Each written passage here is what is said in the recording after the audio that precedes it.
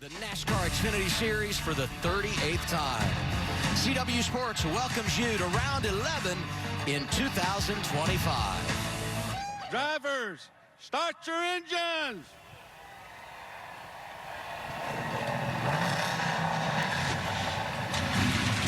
Let's put the green flag in the air and turn them loose.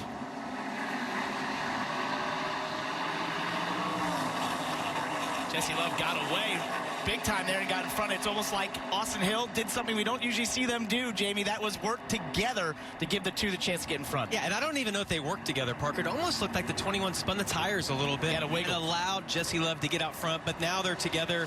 We've just talked about it. The RCR car is extremely fast when they come to these type tracks. I mean, Jesse Love is almost a half second quicker than third place in qualifying.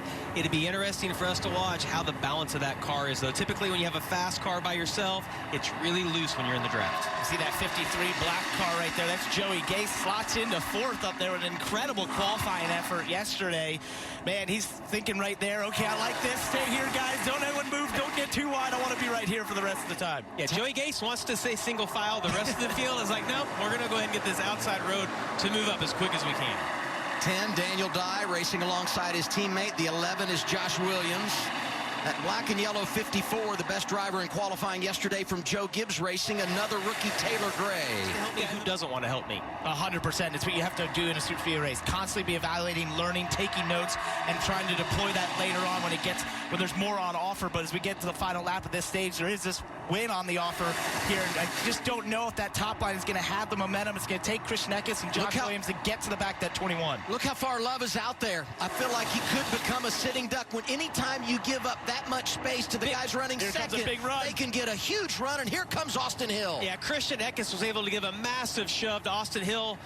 You see now he's giving a push to Jesse Love on the outside. Austin Hill's not going to have the momentum. The 16 has really been able to get to those bumpers to give him a big shove when they need it the most. A lot of rookie presence at the front. And right now, Christian Eckes, the best of the bunch in that category, driving the 16 for Team Colleague. He's in the outside lane. The inside lane belongs to Jesse Love.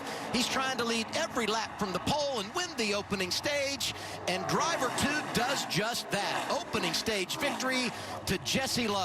So that's as far as the most you can get away with of pushing a car sideways like that. The 21's like, help, but not that much. Yeah, like, no, little I like less the help. bumps, but don't do that. Help. You know, the other thought is you can't lock bumpers here. So you got to be careful with that, too, because you get locked on, you do it too long. And that's why. Yeah, right? Like when you get locked together. Going to penalize you.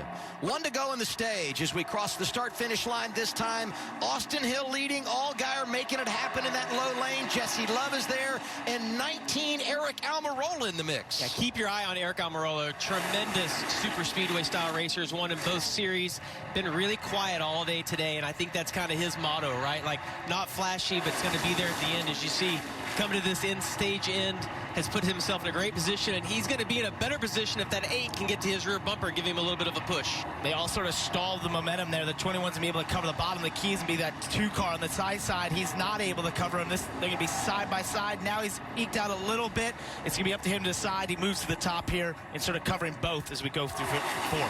It's a little bit like the end of the race at Atlanta. You had the 21 of Austin Hill there, the 19 of Eric Almirola. Jesse Love wins the opening stage driving for RCR. In stage 2, going to go to his teammate. Austin Hill delivers in the 21. Always been great here at Talladega, but under caution at Talladega Superspeedway, our 3rd yellow of the day. First for incident, Ryan Sieg among those involved, taking his Ford to the garage. So we're going through across the start-finish line. And I saw him get turned. Oh, Jeb into his right side. Jeb even hits the wall, and that catches Greg Van Alst as well when the 8 gets spun around, and I'm not quite sure where the 39 gets the damage. Yeah, Van Alst has not pitted yet, so they have caught him, and it got just a little bit tight there, right? Like they were 4 wide for just a second. You see the 35 on the bottom. It gets a little bit narrow right here as they're heading down. Just condenses 4 cars into 3 spots, basically, right there. Yeah, Jeb right in the middle of it. Not sure he got a ton of damage. Qualified on the front row for a 6th consecutive race here yesterday, but he's never finished in the top 10. I mean, he's awesome in the draft, but for whatever reason, he just can't seem to get to the finish line here. Maybe today is his day. So, Parker, for me, when I would get in these races, And there we go, crash. Catherine Legg involved. Eric Almirola, Brandon Jones, Jeffrey Earnhardt gets a piece. 4th caution of the day at Talladega. What it looked like, you saw the 19 start to move up, and Catherine Legg was just there, and Eric's referencing his spotter that he thought he was clear, but clearly, I mean, she's got a fender in there. It's unfortunate for her, just kind of an innocent bystander in this wreck, and you can hear the frustration in Eric's voice right there.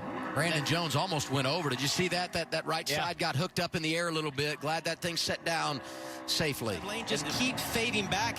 It's going to get tougher and tougher for those guys to be able to get the speed. As you see, Austin Hill's going to get to his rear bumper here. Can they generate any momentum down this backstretch? They're going to need a serious case of change of fortune here for them to get anything going, because they're just continuing to fall back. As you mentioned, they're going to need these lanes to break up a little bit, something to break up the pack. As the 48 goes to the top, that could help them right there. Those RCR cars have combined to lead 69 laps today. They won both stages, but need a late rally if they're going to win. It happens so fast here, Parker. You run one lap, so much can change. We just thought that both those RCR cars were out of it, and look at the position that they're in right now as we have another battle going for the lead. Zilich goes up to block the RCR Chevys, and here comes Allgaier on the bottom. 88 out front now as he controls it from the outside. 2 to go. Carson Kvapil in the 1. Has never been to victory lane in the Xfinity Series, and right behind him, Jeb Burton has won twice at Talladega. He jumps up in front of those RCR cars in the outside lane. Yeah, he got in a good position right there to get up in front of Jesse Love. He's got a little bit of a run. See what they can get as we're coming to 1 to go right here. A lot of decisions to be made. And he got really sideways there with a push to the middle. That forced him down. I don't think he wanted to go there. They've shoved Carson wide. Jesse Love has done that 2 laps in a row, made it 4 wide, and has put himself in an amazing position as we come to the white flag. Connor Zilich is leading. White flag is out. 1 lap to go, sponsored by Credit One Bank. If the caution comes out now, this race is official. Here's Jeb Burton inside lane 27 trying to take the lead. He tried to cover Jeb there, but he was too late. Jeb Burton put it beside him and is now controlling that middle and bottom lane. Yeah, and we're going to see Jesse Love. Can he make it 4 wide, 3 laps in a row as they get down to turns 3 and 4? Austin Hill gives him a big push. Oh, there goes the 88 of Connor Zilich, 3 wide out front. We stay green for now. There's the caution. And who was leading when the caution came out? They were 3 wide. This will take a while to sort out. Unbelievable what we saw coming down the back straightaway. Final lap here at Talladega. It's really unfortunate. We were set up for a great finish there. 3 wide. Jeb actually had to go below the yellow line to sort of avoid the 88 a little bit. Was shoved down there by the 2, but he was side by side with the 2 and the 21. We'll have to sort through this to see who was actually the leader. Unbelievable. On-board camera capturing the emotion of Jeb Burton. Here's a look at the incident. Yeah, and Connor moved down to protect the run that the 2 had. The 2 stayed on him, going to push him, and it just ended up turning the 88 around. And what a vicious hit. Gosh, what a big hit for Connor to that inside wall. So we go on board with Jesse Love. This is entirely fair to cover.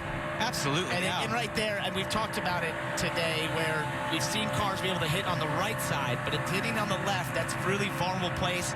He's already turning left. That car is super light. So time of caution, the timestamp 17:20:49. So that is the moment that NASCAR is captured. Now you have to determine who is leading at the exact time of caution. Well, and I've never seen this. I've seen them 2 wide. I've never seen them 3 wide, parked and waiting to find out who won this race. Yeah. These are some of the images that NASCAR is looking at. 21, 27, then the 2. 21, 27, then the 2. Bring the 21 to the start finish line for the round interview. There's the word from NASCAR. Austin Hill has won for the first time in his career at Talladega. It's his 9th win in the draft. He's the best all time in the Xfinity Series. They were sunk and somehow still found a way to win this race. Coming into today, he was tied with Dale Earnhardt, Tony Stewart with 8 wins in the draft. Give him 9, and he's got the 2025 trifecta.